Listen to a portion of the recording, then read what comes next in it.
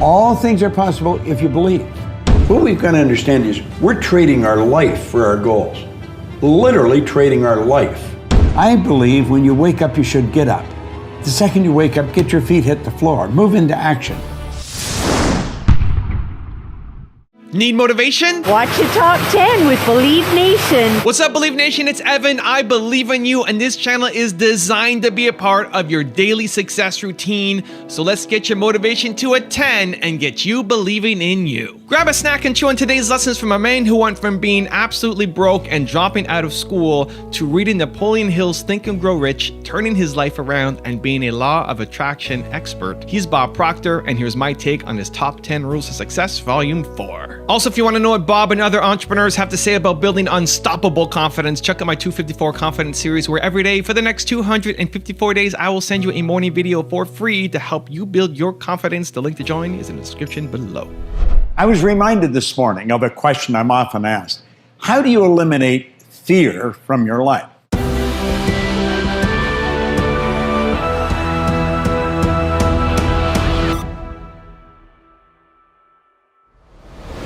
Okay, let's kick it off with rule number 1. Move into action. You know, Don Shula, the coach of the old Miami Dolphins, he said it's the start that stops most people. And he's right. It is the start that stops most people. They're always going to get ready, to get set, to get going. What we've got to do is, boom, just like that, move into action. See, if you don't get started, you're never going to get finished. How do we do that? Start early. I believe when you wake up, you should get up. The second you wake up, get your feet hit the floor. Move into action. And you know, you'd be wise if you sit down at night before you go to bed and write down 6 goal-achieving activities. Now, that isn't go to the store, or go to the bank, or get to cleaning. It's not that. These are goal-achieving activities. Write down 6 of them. And when you wake up in the morning, you move into action. You know where you're going to go. You don't even have to think about it. Step into action and get on the first one. When you get it done, forget it and go to the second one. Don't think about the first one. Focus on 2. Don't even think about 3. When you get 2 done, go to 3. But knock them off one at a time. If you don't get them all done, just move them over on to the next day. Now, that doesn't mean if you only get 3 done that you have 9 the next day. There are 3 of the 6 that you're going to do the next day. 6 goal-achieving activities. And when you wake up in the morning, move into action on them. Quit holding yourself back. Don't wait. You say, well, I really don't know how I'm going to get started, and the way will show itself. It just appears. I have found when you get started, when you move into action, everything starts to happen around you. Rule number 2, have a strong why. I have worked all over the world. I mean, all over Asia, China, South America, North America, Europe. And I'm always asking people, what do you really want? And I have found most people don't want to be really wealthy. What they do want is they don't want to have any financial concerns. If they want to buy a new suit, they can go and get one. If they want to take a trip, they can take the trip. If they want a new car, they can get the new car. They don't want to just run out and spend or buy. They don't want to have any financial concerns. 2, they want to wake up in the morning excited about how they're going to spend their day. Oof. And the 3rd, they want to mix with people who are upbeat and creatively productive. Those are the 3 things that people really want. So in answer to your question, if somebody's watching, what's the first thing they should do? Well, the first thing they should do is understand why we have goals. Not just to set a goal, because most people don't set goals right. They're operating with a limited level of consciousness, so they're thinking, if I could get a little more money, and if I could get him to help me and her to help me, and this happened, then I could do this. Maybe this is get a new car. What we've got to understand is we're trading our life for our goals. Literally trading our life. Would you trade your life for a car or a house? I don't think so. So it's got to be something really meaningful. And we're not taught to think this way. we should sit down and don't give any thought to where the money's going to come from, where the help's going to come from. It's what do you really want? Like Ed Hillary was a beekeeper in Auckland. That story. He wanted to climb Mount Everest. It had never been done. People died trying to do it. He went in 51 and failed. He went back in 52 and failed. In 1953, he stood on top of the mountain with Tenzing Norgay. But he didn't know how to get there until after he had got there. Edison didn't know how to illuminate the world until after he had done it. The Wright brothers were bicycle mechanics in Dayton, Ohio. No one believed you could fly. They had been trying it for years.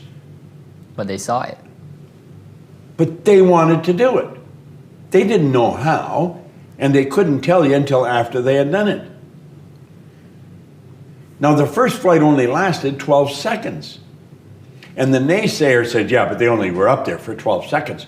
They said, we not only got up there, we kept the damn thing up there for 12 seconds. So when a person sets a goal, they've got to say, what could I want? If I just let my mind just wander, use my imagination, how do I really want to live? That's what they should be doing. Rule number 3, start with a vision. Most people don't use their imagination constructively.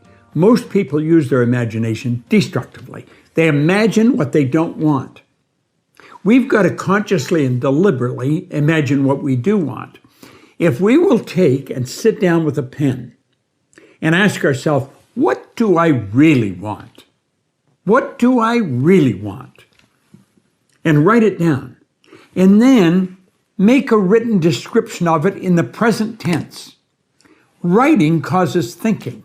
Thinking creates an image. And you get these images going, you're building a vision in your mind. It's the visionaries that's changed the world. Think of that. The fact that I can sit and look into this camera, and you can sit and look at me on your phone, or on your TV, or on your laptop. That was the result of somebody's vision. Do you know everything you've got, the clothes you wear, the house you live in, this microphone that's in front of me? It was all the result of somebody's vision. It's not an accident. You and I have a marvelous imagination. And everything starts with a vision. Van Gogh was asked how he did such beautiful work. He said, first I dream my painting, and then I paint my dream. Rule number 4, improve your self-image. You know, Dr. Maxwell Maltz wrote a book back around 1960. It was called Self-Image Psychology, Psycho-Cybernetics. It's a phenomenal book. He said it was the greatest discovery of his generation. He was a cosmetic or reconstructive surgeon, and he found he would do work on people. He might have done a nose job or removed a terrible scar. And he noticed that when he did that, there was a phenomenal change in their personality. But he noticed with others, he would make a phenomenal physical change and there was no change in their personality. And that led him to postulate that we have two images. We have the one that's coming back from the mirror, but we've got an inner image. And that inner self-image is literally controlling our life. You will find people that have a very poor self-image or low self-esteem. They won't look you straight in the eye. They're afraid to shake hands with you. They're very shy and withdrawn.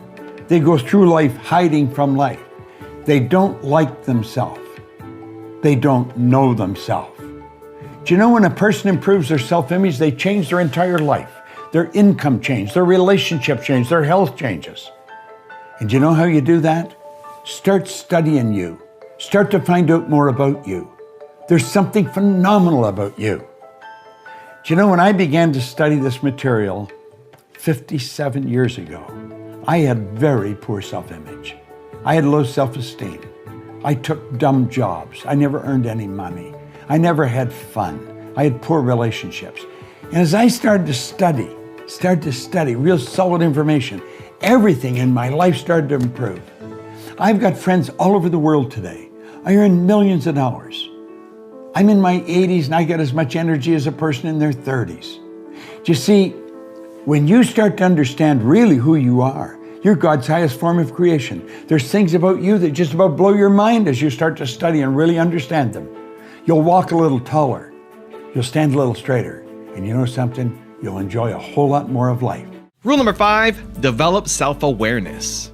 You've got to wake up. You see, all we're ever going to get is awareness. We've already got everything. The only thing we lack is the awareness of what we've got. We're God's highest form of creation. There's nothing on the planet that will equal us. Well, that's all any of us are after. That's all the problems in the world come from ignorance. That's the purpose of life, to overcome ignorance, develop awareness.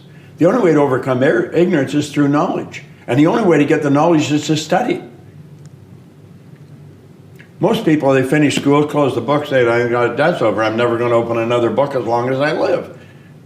They're screwed. It's all over. Rule number 6, make decisions. You know, Napoleon Hill, in Think and Grow Rich, wrote an entire chapter on decision. Most people never make decisions. They have a difficult time with it. Why is that? I think they have a difficult time because their parents made decisions for them until they were too old.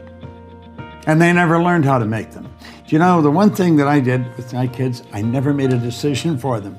They didn't like it. They'd say, come on, don't do that to me. And I said, no, what do you think you should do? And I'd leave it at that.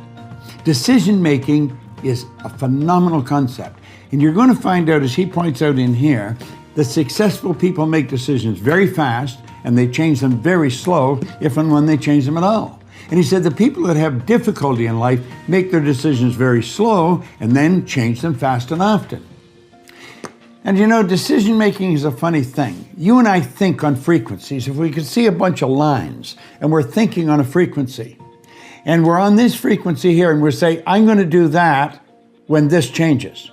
This is never going to change until you get up on this frequency.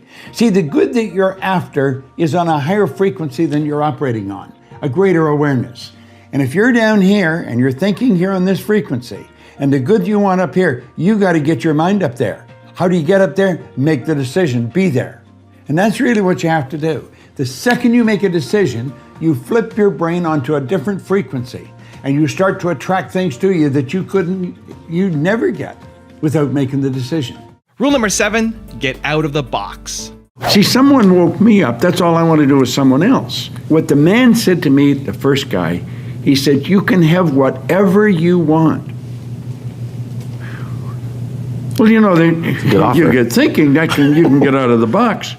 That's why you've been given an imagination, to get out of the box. It's with your imagination that you build images of what you want. And if you can build the image, you can do it. You can hold it in your head, you can hold it in your hand.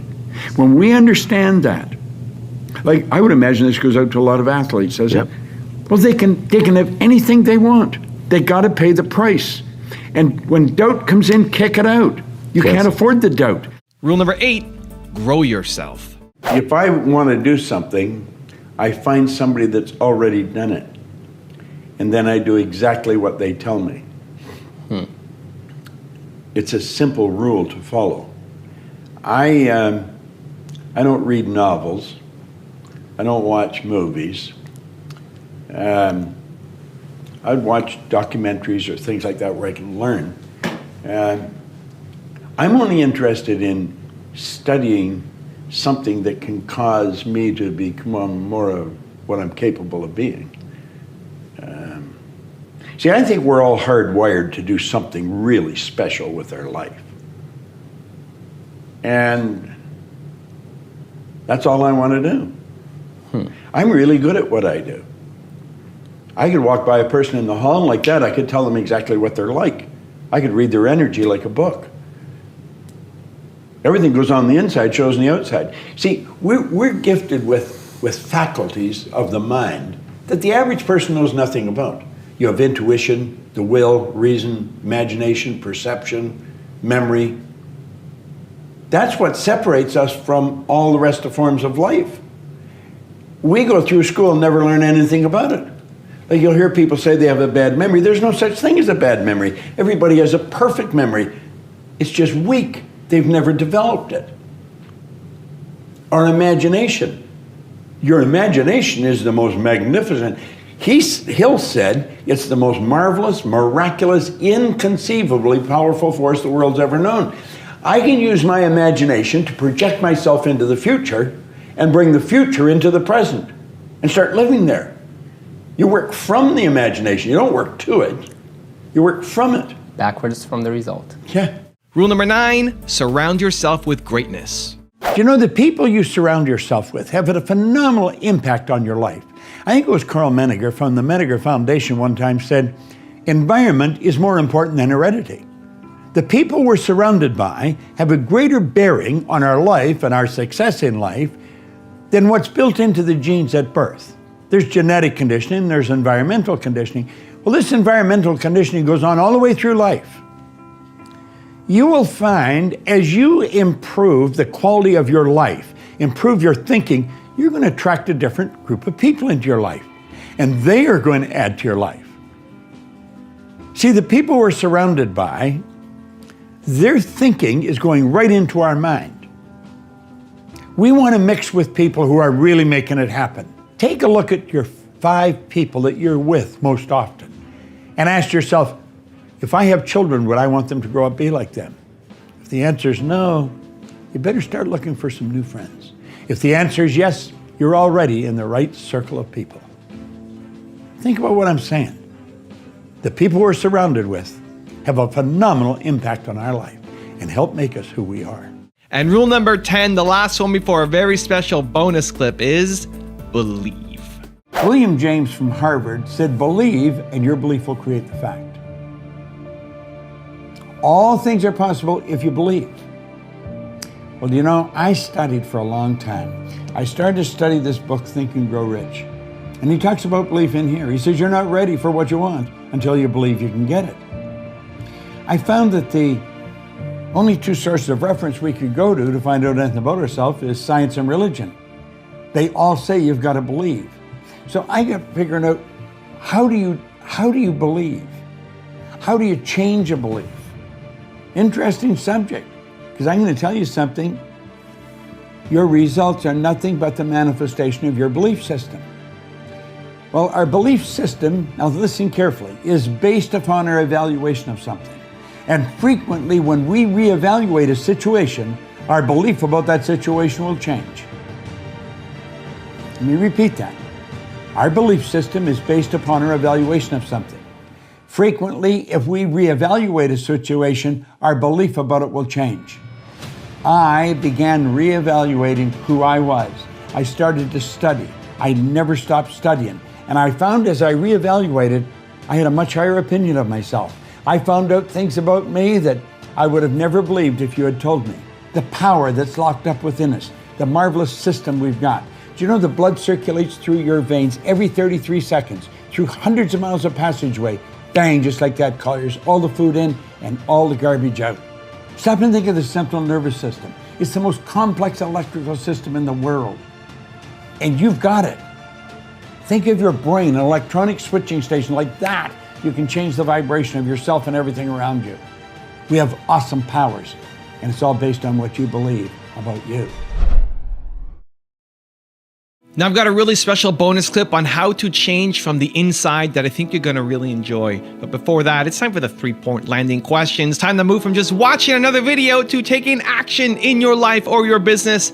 And if you're feeling bold, answer these questions in the comments below. Here we go. Question number 1. What do you need to believe more in? Number 2, how can you surround yourself with that more daily? And number 3, how can you move into action on it immediately? However, once your desire has been firmly established, it is the expectant attitude that ensures your goal or dream is not uprooted or replaced by any opposing idea. You see, when you understand how this power works and your conscious relationship to it, you're not going to be knocked off track by circumstance because you are expecting the right thing to happen. Like Paul Hutsey said, he said, I found the 10-acre lot because I was looking for the 10-acre lot. Most people don't expect it. They just think because they've changed vocations, they've changed towns, they've changed spouses, they've changed clothes, they've changed cars, that everything's going to happen. You don't change the kitchen by painting the outside of the house. If you want your results to change permanently and dramatically, you got to change them inside. So let me give you the one-word secret to happiness. One word. This is all you need to be happy. The most important word ever.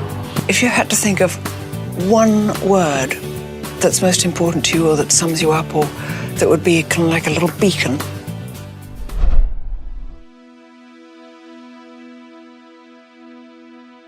If you want more Bob Proctor, check out the How to Change Your Paradigm video that I made on him. The link is right there next to me. I think you'll enjoy it. Continue to believe, and I'll see you there. When you're going ahead, the only thing you can measure is what you're giving up. What about what's coming? You know what's coming? What you want.